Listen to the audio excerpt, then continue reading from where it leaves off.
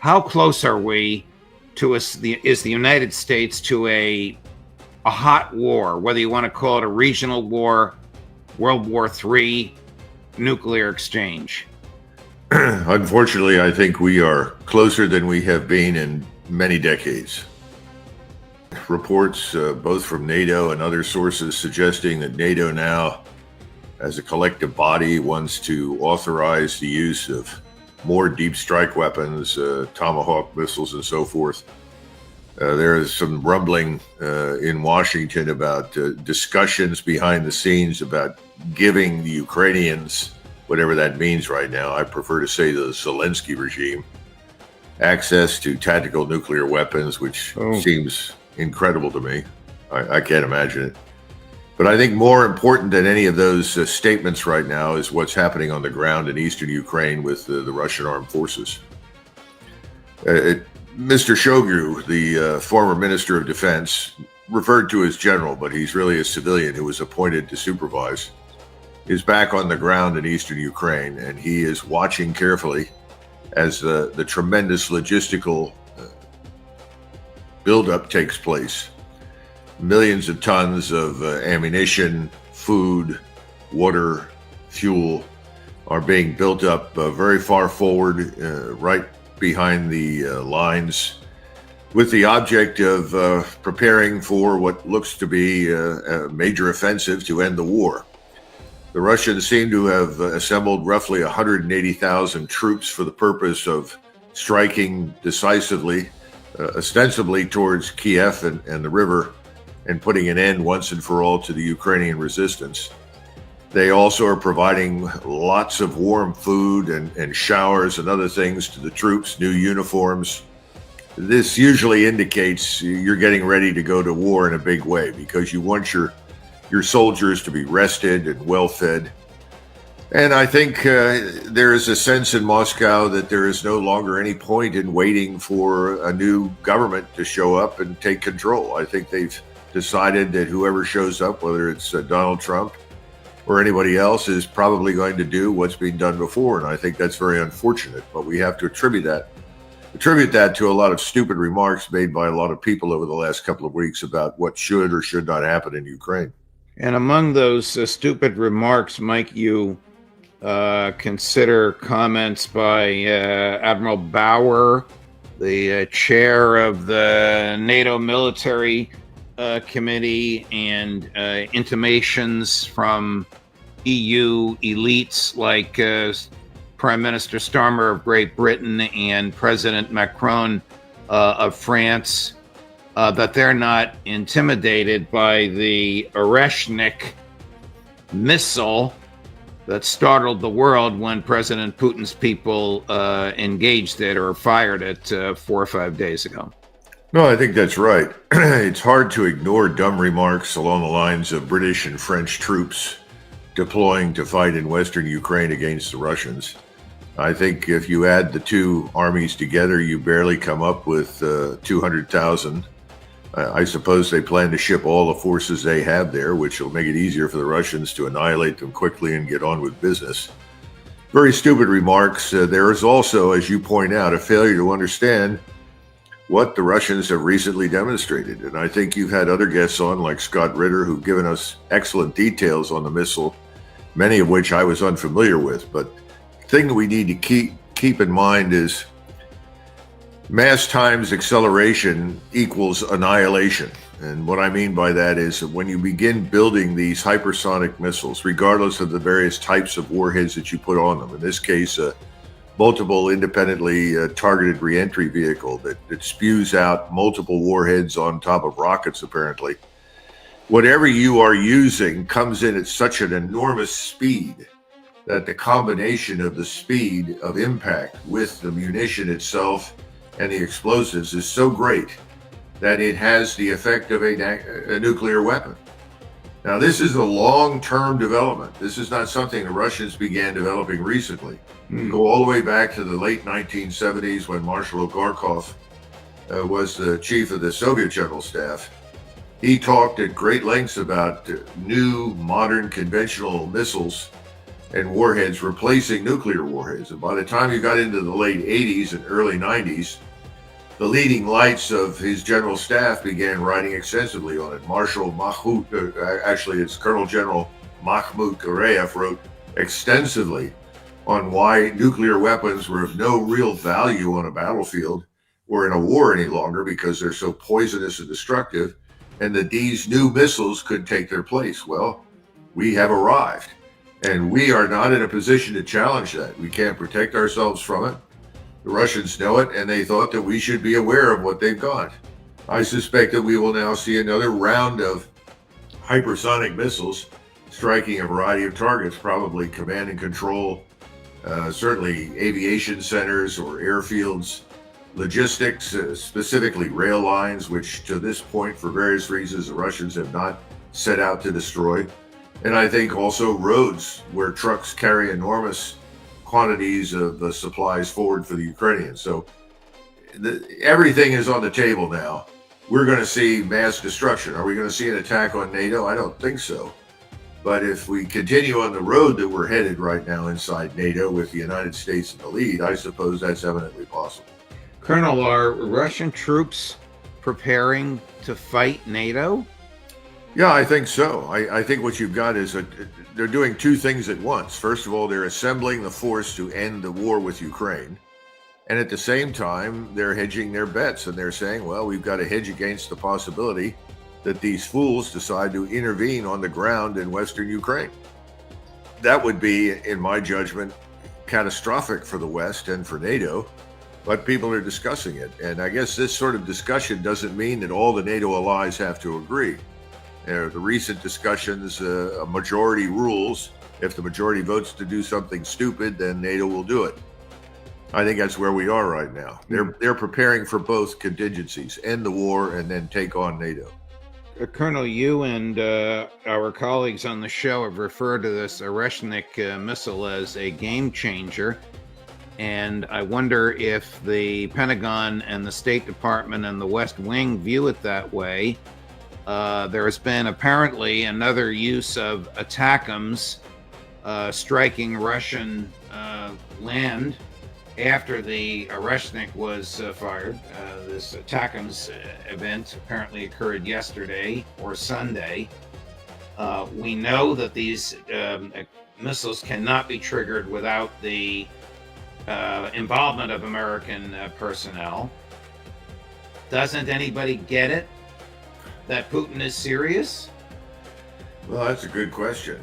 I think there is an enormous amount of arrogance and ignorance coupled with a sense of defiance in Washington that whatever Russians do in Ukraine will not be tolerated.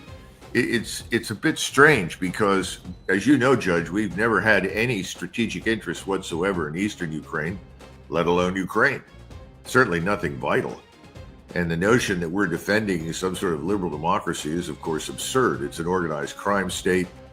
Things in Western Ukraine are worse than they've ever been with regard to criminality.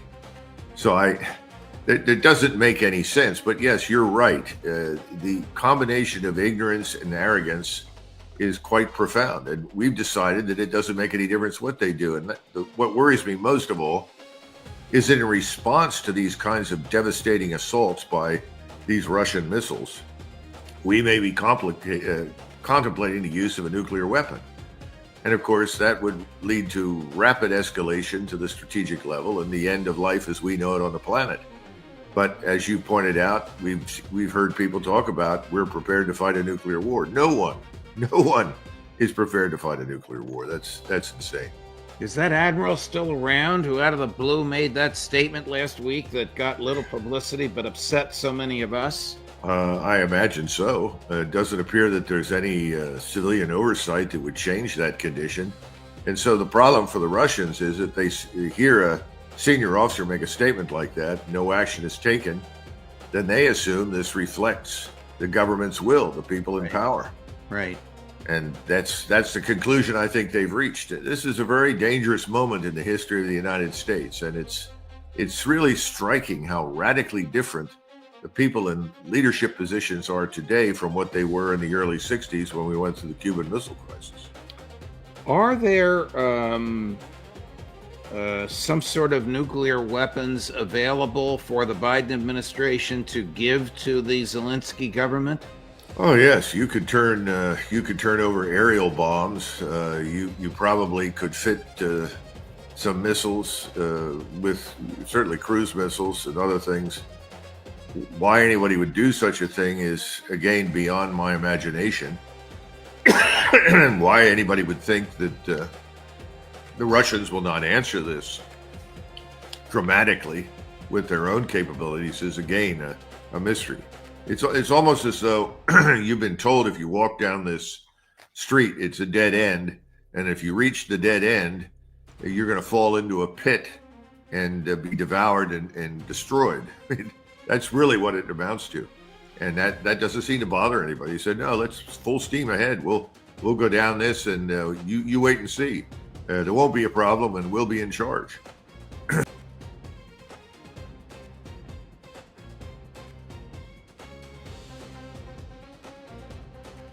Colonel, I don't want to elicit political opinions from you, but there are those who are concerned about neocon tendencies in the incoming Trump administration from what some of its senior officials have said. I have a couple of quotes for you. The first is Michael Waltz, Congressman Waltz, who's about to become the National Security Advisor. Here he is on one of the Sunday talk shows basically saying, "I agree with my predecessor, Jake Sullivan." This is cut number 5. President Trump has been very clear about the need to end this conflict. And so what we're need to be discussing is who's at that table, whether it's an agreement, an armistice, how to get both sides to the table, and then what's the framework of a deal. And that's what we'll be working with this administration till January and then beyond. And I also want to be clear on one thing, Jillian. Jake Sullivan and I have had discussions. We've met. For our adversaries out there that think this is a time of opportunity, that they can play one administration off the other, they're wrong. And we are hand in glove. We are one team with the United States in this transition. I mean, is that hyperbolic, or is their mindset the same? Because you and I could list 1,000 statements that Mr. Sullivan made, which are inconsistent with what the president-elect said he believes and what we believe is in the best interest of the United States. Well, setting aside for a minute what the president-elect actually thinks or believes, we do need to keep in mind that he's expressed views that are widely shared on the Hill by the so-called Uniparty. We've talked about that before. Yes. There's no one there that disagrees with what Waltz has said. Everyone is delighted to continue the ride into hell without a pause, on the assumption that somehow or another magically we can dominate and rule, which is absurd. As far as his comments at the beginning about what we want to end the conflict, this goes back to another discussion. We seem to think that we hold all the strategic cards, which has never been the case. From the very beginning, it was very clear that whatever happened in Ukraine, it would ultimately work to Russia's advantage. Russia could not lose a war to the Ukrainians any more than we could lose a war to Mexico. So this is strategically preposterous to suggest that we're going to force the Russians to the table to agree to something. Impossible. All we're doing is we're creating more obstacles to any measure of understanding or any end to the hostilities that exist between Russia and the United States, all of which, as President Trump has said in the past, are artificially constructed. They don't need to exist. But one wonders who's really in charge. We haven't heard anything from President Trump. We keep hearing from the underlings that are connected to him in some fashion. It's very dangerous. And again, people overseas, people in Russia, China, India, Iran, all over the world are listening to this in suspending disbelief, but they're taking it very seriously. And we should understand that, because that puts us on a path to Armageddon. Well, here's a statement that people are probably taking seriously from Sebastian Gorka, who I believe is the president's in-house national security advisor. This is outlandish, but here it is, cut number 10. I'll give one tip away that the president has mentioned. He will say to that murderous former KGB colonel, that thug who runs the Russian Federation, you will negotiate now, or the aid that we have given to Ukraine thus far will look like peanuts. That's how he will force those gentlemen to come to an arrangement that stops the bloodshed. What on earth is gained by that? Well, I think he's confusing his hyperbolic voice on radio with reality. It's disturbing that he would even be seriously considered for much of anything at this point in the new administration. But we have to take him seriously because he says, I will let you know what Trump is thinking. Now, President Trump needs to decide whether or not that kind of thinking is what he wants everyone in the world to believe in, particularly the Russians. Pouring buckets of filth and abuse all over Putin has become an institutionalized practice here in Washington. It's all counterproductive. It gets you nowhere. It's a sort of hypocritical morality, that we adopt when we want to feel superior to others. As I point out, most of the Senate lives at least part of the time, if not all the time, on Epstein Island. So taking them seriously when it comes to moral posturing is very difficult. So I think, again, where is President Trump? President Trump is the one who needs to speak. And he should be sounding what he says or what he thinks is important. How does he do that? He stands up and says, first of all, this is not my war. I did not start it. I don't support it. And I want to end it. And I'll do everything in my power to bring this about. We have no interest in war or conflict with Russia or the Russian people. He needs to say that because right now the assumption in Russia is that we definitely want to destroy them. And in contrast to us, the Russians are prepared to fight. We are not. And we're kidding ourselves on every level in this sort of thing. We are the ones that are bluffing, not the Russians. Colonel, switching gears.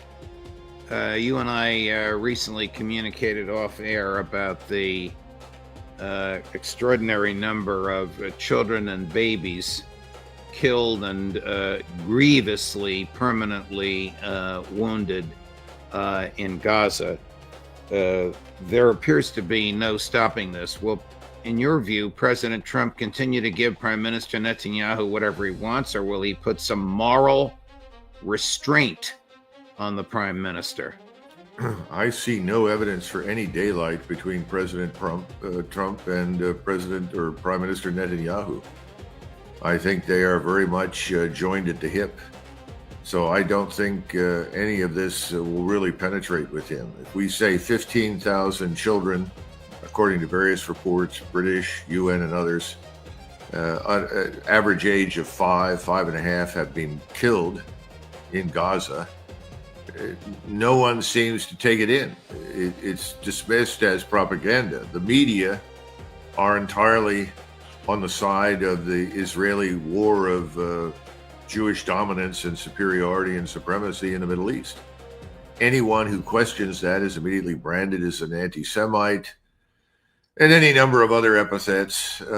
And I think that's where we are. And I see a lot of evidence for it. I don't see any evidence that there is any daylight, and I don't have any expectation that President Trump will exert any influence or power that makes sense, quite frankly, to end the disaster in the region. And this is very important, Judge. I'm glad you mentioned this because we need to understand that the war that is now going on in Ukraine and what is developing in the Middle East into a potentially regional, even global conflict, those are not disconnected.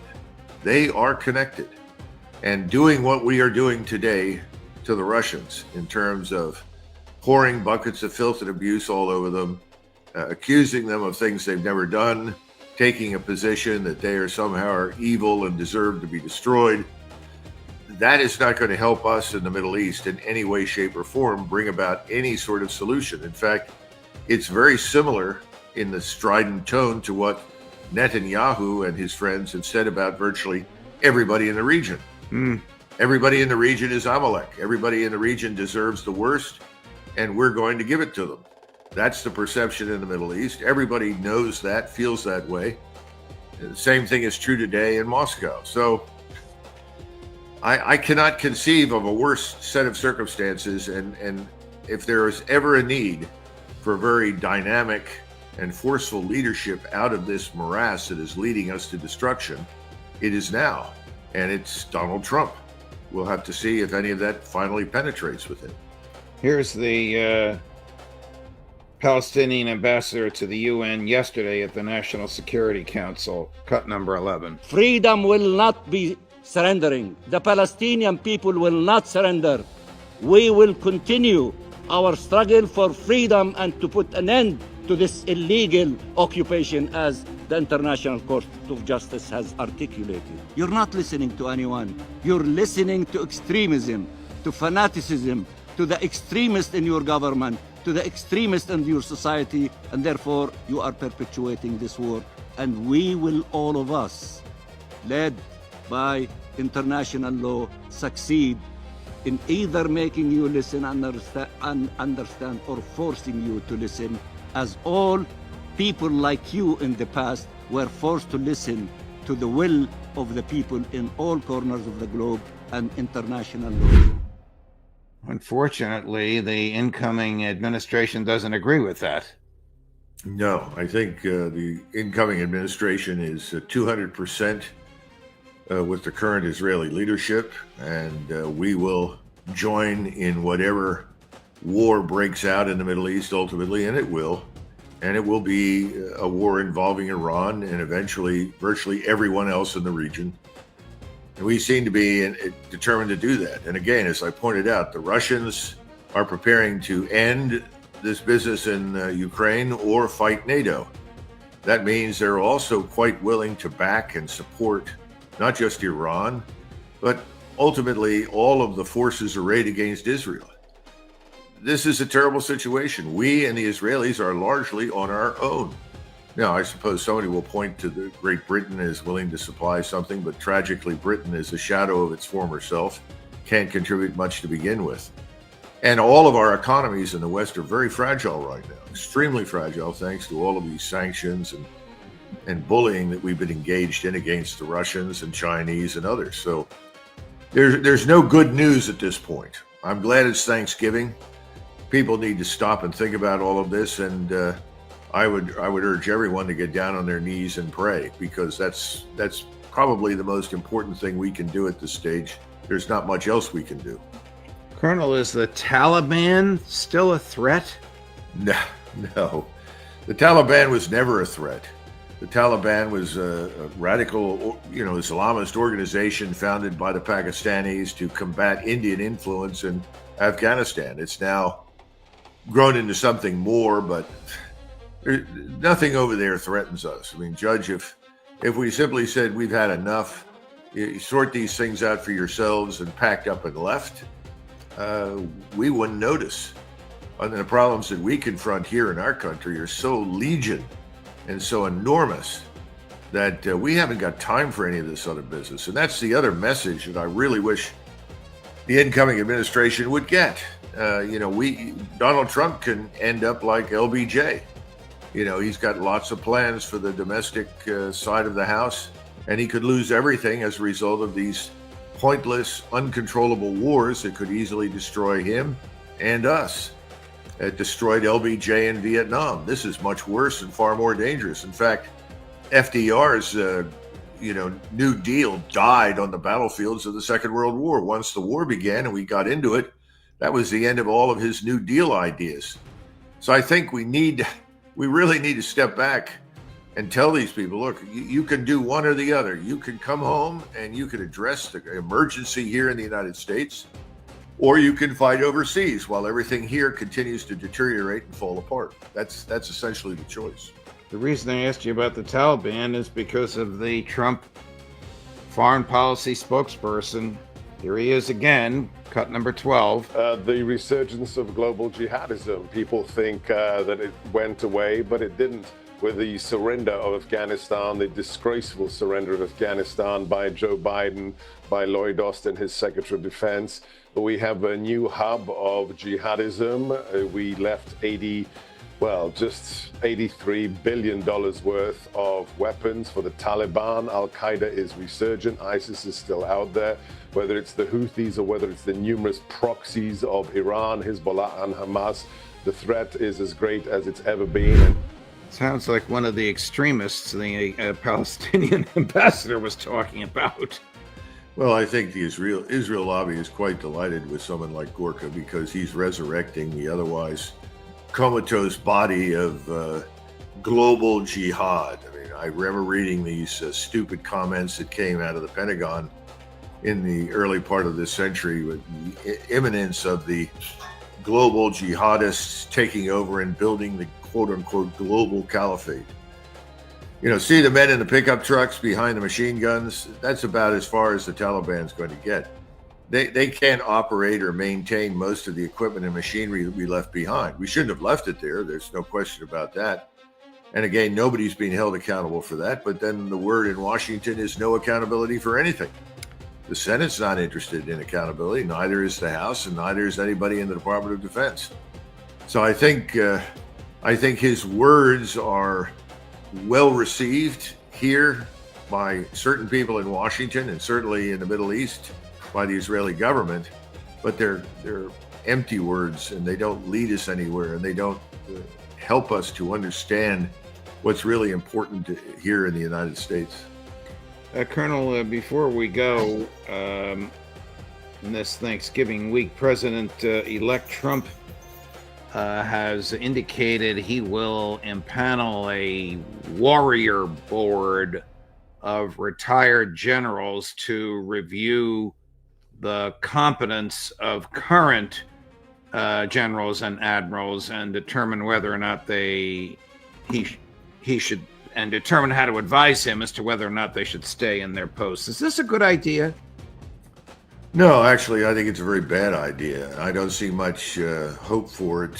He's trying to empower a group of retired four-stars, I suspect, who are responsible for many of the four-stars you see on active duty because they're friends, to pick and choose among them who is, quote-unquote, a real warrior, whatever the hell that means these days, and somebody who is ideologically repugnant to the incoming administration. Now, much of this revolves around this DEI, diversity, equity, inclusion. You can dispense with that with a stroke of the pen. That's very easy.